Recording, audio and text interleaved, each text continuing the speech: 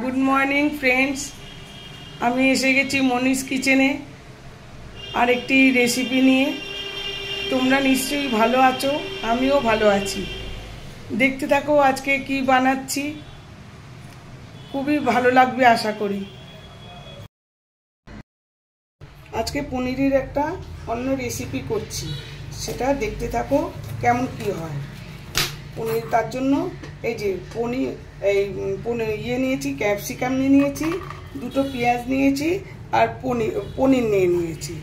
এই এতটা পনির নিয়েছি। এবার সেগুলো কেটে টুকরো করে রাখবো। রান্না করার জন্য এই যে সব কেটে নিয়েছি, ক্যাপসিকাম, পেঁয়াজ, কাঁচা লঙ্কা, এই যে রসুন কুচি করে নিয়েছি, আর এটা আদা বাটা। এই আদা বাটাটা ঘরেই রয়েছে, এই দিয়ে আমি এখন করব। আর একটা মশলা ওটা আমার তৈরি করাই আছে, ওটা আমি পরে দেখাচ্ছি। এবার আমি গ্যাসটা জ্বালিয়ে নিলাম, তার মধ্যে তেল দিয়ে দিলাম, রিফাইন তেল। তেলটা গরম হোক। তেল গরম হয়ে গেছে, এবার আমি পনিরটা দিয়ে দিলাম। পনিরটা ভাজবো, এপিট ওপিট করে ভাজবো।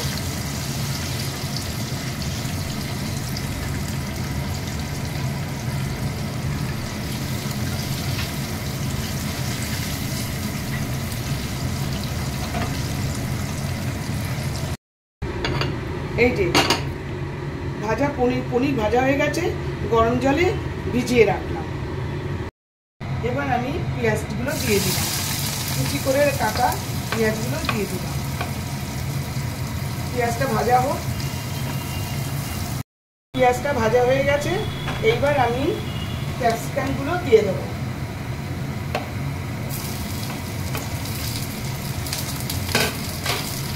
লঙ্কার কুচিগুলো দেবো না এখন, কারণ লঙ্কা বেশি ঝাল হয়ে যাবে, লাস্টে দেবো লঙ্কার কুচি। একদম সিমে করে ঢাকা দিয়ে দেবো, ক্যাপসিকামটা একদম নরম হয়ে যাবে। পনিরটা হয়তো এই ক্যাপসিকামটা হয়তো হয়ে গেছে এতক্ষণে, হ্যাঁ নরম হয়ে গেছে। এবার এর মধ্যে আমি রসুন বাটাটা দেব।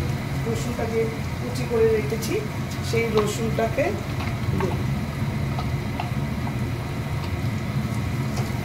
রসুনটা এর মধ্যে ভাজা হবে।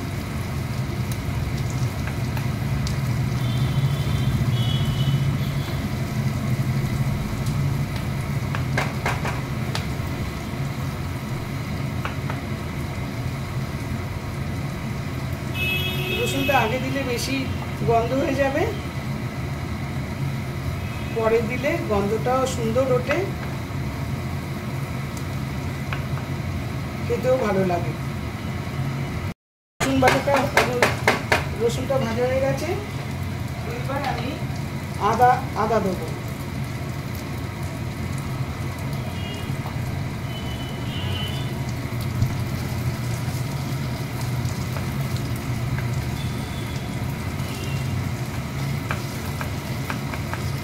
আদাটা ভাজবো।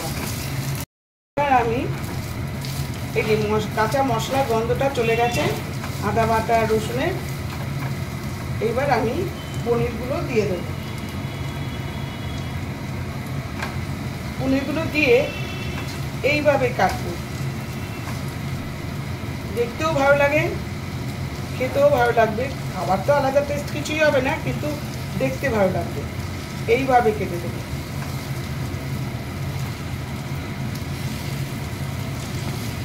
এইভাবে সবগুলো পনির আমি কেটে নেব।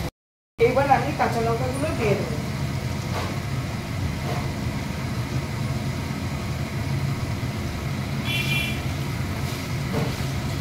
আর দিয়ে দেবো সাধারণ মশলা। যেটা বিশেষ মশলা দেবো সেটা নামানোর আগে। পরিমাণ মতো নুন দিলাম, লঙ্কার গুঁড়ো দিলাম, হলুদ গুঁড়ো দিলাম।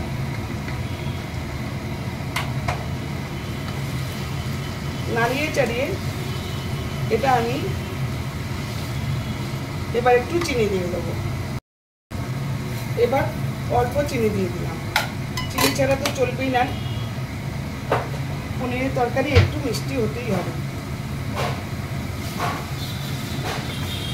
এই নাড়িয়ে চাড়িয়ে ওই যে পনিরটা ভিজিয়ে দিয়েছিলাম গরম জলটা, ওটা এর মধ্যে দিয়ে দিলাম,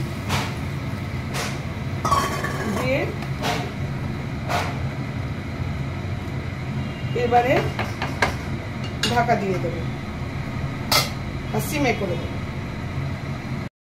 এবার দেখুন মনে হয় হয়ে গেছে। এবার খাই, হ্যাঁ একদম তেল বেরিয়ে গেছে, সুন্দর জলও শুকিয়ে গেছে, একদম ডান। এইবার আমি যেটা করব সেটা হচ্ছে এই একটা মশলা করে রেখেছি, যেটা আমার আগেও করে রাখা ছিল, ওই গরম মশলা, তারপর হচ্ছে গরম মশলা, মৌরি, জিরে, ধনে আর হচ্ছে জায়ফল, এই মশলাটা এর উপরে দিয়ে দেবো। এইটাই মেন মশলা, এমনিতে তো খুব সাধারণ মশলা দিয়েছি, হলুদ আর লঙ্কার গুঁড়ো আর পরিমাণ মতো নুন এই দিলাম। যে এটা একটু নাড়িয়ে চাড়িয়ে আমি জাস্ট ঢেকে রাখবো।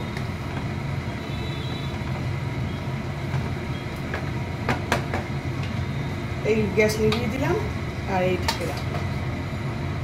আমার রান্না ডান।